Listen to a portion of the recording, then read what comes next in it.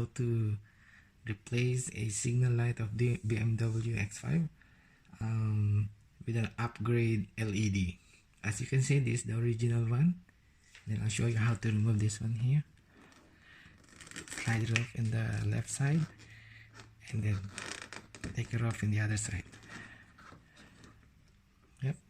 So this is the original signal light. And remove the connector from here.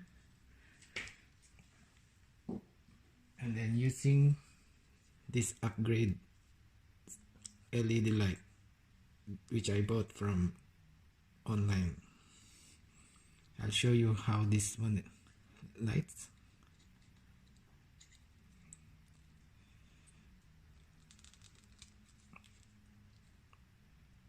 Much better, right?